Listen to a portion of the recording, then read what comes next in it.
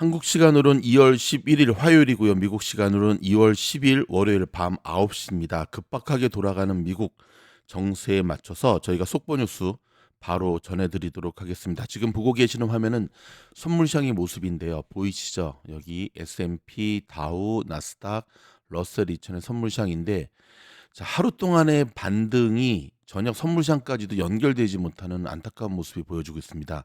그럼에도 불구하고 우리의 희망을 주는 비트코인 간만에 자, 반등되고 있고요. 98,260.20, 1.45% 오른 1,408불.34가 올랐습니다. 하지만 역시 우리에게 중요한 것은 나스닥 선물시장의 흐름이거든요. 일단 여기 좀 띄워놓고 중요한 뉴스를 헤드라인 중심으로 여러분에게 전달해 드리도록 하겠습니다. 자, 대한민국이 주목해야 될 뉴스가 드디어 나왔네요. 백악관이 3월 12일부터 한국 등에도 25%의 철강 관세를 물리기로 했습니다. 큰일 났습니다. 잘 대비하기를 바랍니다. 자, 트럼프의 철강 관세에 금속과 에너지 가격도 들썩이고 있습니다. 금속 에너지 관련주들 주목하셔야겠습니다. 자, 미국에서도 생필품의 가격들이 사재기 현상을 벌인 것처럼 글로벌의 알루미늄 구리 가격이 급등하고 있습니다. 관세 발효 전에 물량을 이미 확보하고자 하는 사재기 현상이 일어나고 있습니다. 자, 트럼프의 관세 폭탄 때문에 재산이 121조 원이 날아간 사람이 있습니다. 예상하시다시피 일론 머스크입니다. 자, 트럼프 대통령이 최측근이 된 일론 머스크가 지금 정치 입문 이후에 대가를 톡톡히 치르고 있습니다. 자, 트럼프 재산의 대부분은 주식에 있잖아요. 주식과 선물 옵션에 있는데 재산이 121조 원이 지금 날아갔다고 합니다. 지금 이 시간도 테슬라 주가는 빠지고 있는데요. 테슬라 주가가 지난 12월 정점 이후 무려 27%가 하락을 했고요. 따라서 머스크의 자산도 한국 돈으로 648조 원에서 533조 원으로 내려갔습니다. 테슬라의 유리한 결정이 나올 것이라고 기대했지만 여전히 악재가 특별히 유럽발, 중국발 테슬라 판매량에 대한 악재가 지속적으로 나오면서 고전을 면치 못하고 있는데요. 자, 우리 일론 머스크는 어떤 생각을 하고 있을까요? 일론 머스크는 그냥 놀고 있는 것이 아닙니다. 큰 그림 그리고 있거든요. 저희가 여기에 대한 영상 준비하고 있으니까 준비되는 대로 내일 안으로 바로 올려드리도록 하겠습니다. 자, BMW가 내연차에도 투자한다는 소식이 들어왔네요. 이유는 미국의 정책을 종잡을 수가 없어서 전기차뿐만 아니라 이제 내연기관과 하이브리드 기술에도 계속 투자할 방침이라고 밝혔습니다. 여러분, 트럼프 관세 확대의 가장 안전한 투자처가 어딘지 아십니까? 바로 금입니다. 현재 금은 온스당 3,000달러에 육박했는데요. 자, 이런 분위기로 계속 가다가는 내년에는 4,000달러까지 오를 것으로 전망하고 있습니다.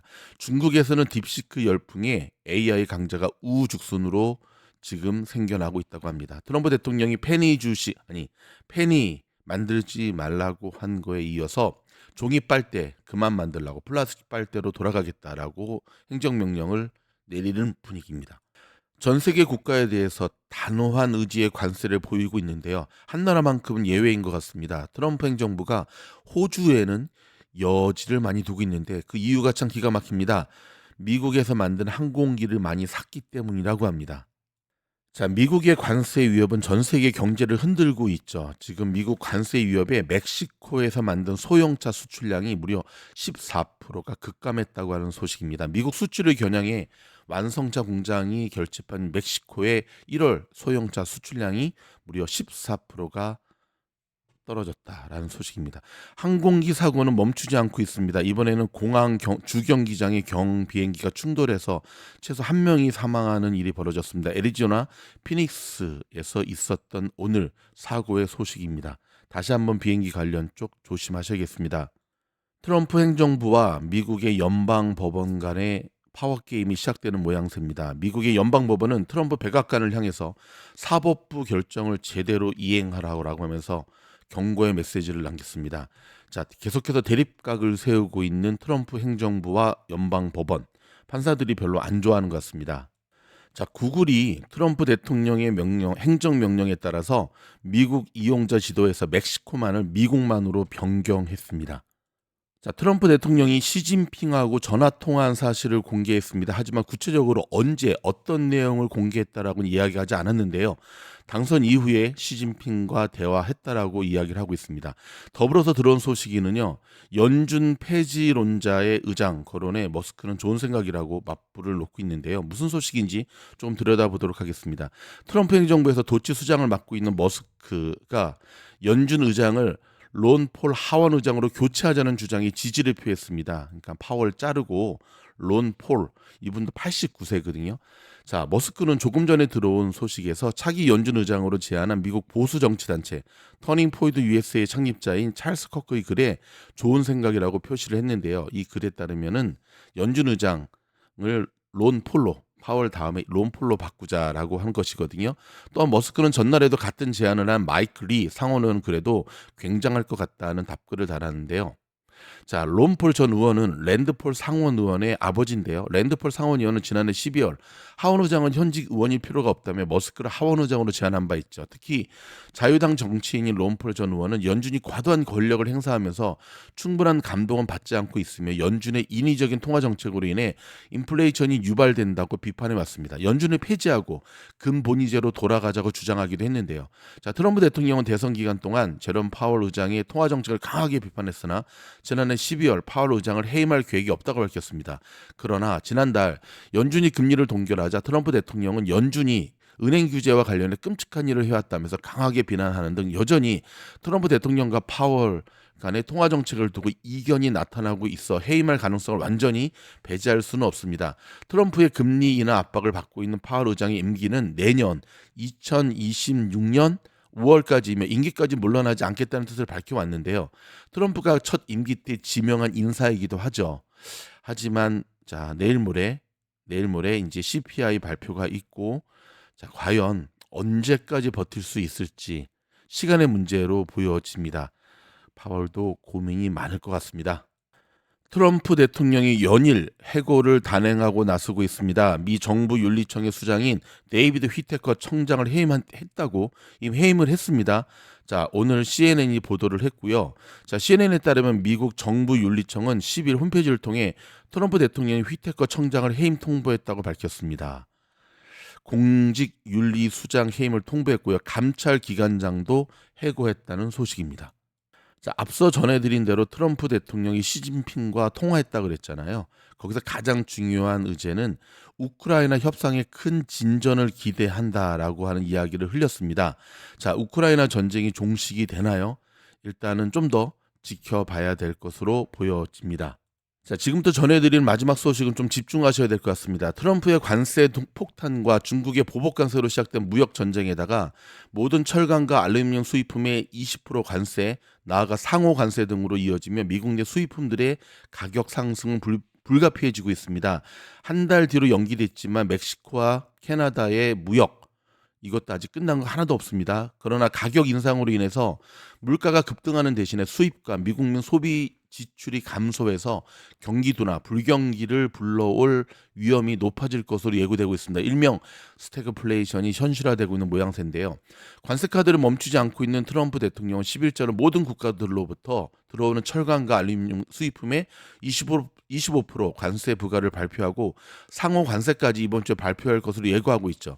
앞서 트럼프 대통령이 3대 교역국들 가운데 중국에 대한 10% 추가 관세를 강행했고 중국은 10에서 15%의 보복 관세를 10일부터 발효시켰습니다. 멕시코산 식료품과 자동차, 캐나다산 원유와 목재 등의 가격 인상이 일단 한 달간 미루어졌지만 중국산 의류와 신발, 휴대폰과 컴퓨터, 가전제품 등의 가격이 줄줄이 올라가게 돼서 미국민 소비자들이 추후에는 고통을 체감하게 될 것이라고 경고하고 나섰는데요. 미국 수입업자들이 트럼프 관세를 예상하고 지난 연말에 최대한 물량을 미리 수입해와 재고로 쌓아놓고 있어 중국산 수입품들의 실제 가격 인상은 수주 후에나 현실화될 것으로 보이는데요. 전미소매 연맹이 경고한 중국 수입품 관세 부과에 따른 가격 인상품을 보면 $80짜리 청바지는 $116달러로 오르게 됩니다. $90 운동화는 $116달러로 인상되고요. 냉장고는 $650에서 두 자리 앞자리가 바뀐 $852로 31%나 급등하게 됩니다. 소비자기술협회가 발표한 별도의 연구 보고서에 따르면 스마트폰은 현재 $826에서 $1,100로 오르게 되고요. 랩탑은 $793에서 $1,333로 무려 68%나 대폭 인상되게 됩니다. 그러나 트럼프 대통령의 공언대로 관세 부과는 한 차례 가격 인상을 초래하기 때문에 장기화되지 않는다면 전체 미국 물가를 급등시키지는 않을 것이라는 대부분의 경제학자들은 인정하고 있죠. 견디기 어려운 물가 급등 대신에 수입과 미국민 구매 감소로 미국의 경제 성장이 둔화되는 결과를 빚게 될 것으로 CNBC 방송은 전했는데요. 가격이 크게 오르면 자연스럽게 소비자들은 덜 사게 되고 미국 수입업자들은 수입을 줄이게 됩니다. 미국 경제에서 수출입이 차지하는 비율은 25% 이하지만 68%는 미국민 소비 지출에 의존하는 내수 경제죠. 미국의 전체 물가는 초반 0.4% 올라갈 수 있으나 수입과 미국민 소비 지출이 감소하면 물가 상승을 멈추는 대신 소비 위축, 경기 냉각으로 바뀔 것으로 CNBC는 내다보고 있는데요. 자, 예일대 경제연구소는 트럼프 관세가 풀가동하면 미국 경제의 GDP 성장률은 지난해 2.8%에서 올해 1.5% 빠져 1.3%로 급냉각하고 2026년에는 2.1%나 빠져 0.7% 내지 마이너스 성장으로 불경기로 추락할 위험이 있다고 경고해 놓고 있는데요. 스태그플레이션이 현실화되는 거죠. 지금도 여러분 인플레이션이 잡히지 않고 있어서 미국민들 저희가 지금 저하고 스태프들이 지난 주말에도 계속 곳곳에 평소에 사람들이 많이 모이는 곳곳을 저희가 지금 다녀보고 있거든요. 예를 들어서 아이키아 매장도 한번 가보기도 하고 뭐 인앤아웃 매장도 가보기도 하고 코스코도 가보기도 하고 월마트도 가보기도 하는데 저희가 갈 때마다 느끼는 것은 정말 사람이 없다. 얼어붙었다. 정말 얼어붙었다라는 느낌이 강하게 오거든요. 근데 더 충격적인 건 이제 시작이라는 거죠. 사람들은 더 이상 돈을 안 쓰게 되는데 여러분 미국 경제가 소비는 생명이거든요. 소비가 말라 죽으면 무너지거든요. 그래서 코로나 때 그렇게 돈을 찍어서 나눠준 거였거든요. 여기에 대한 명백한 대책이 있는지 이것을 또 잘 세계는 알고 있기 때문에 트럼프의 고강도 관세에 대해서 지금 보복 관세로 맞서고 있는 건데 어떻게 진행될지 여러분 저희 영상 구독하시게 되면 미국 현지에서 생생한 속보 뉴스로 전달해 드리도록 하겠습니다. 여러분 이 영상이 도움이 되었다 한다면 좋아요, 구독, 알림 눌러주시고요. 더욱더 생생한 소식으로 전달드리겠습니다. 고맙습니다.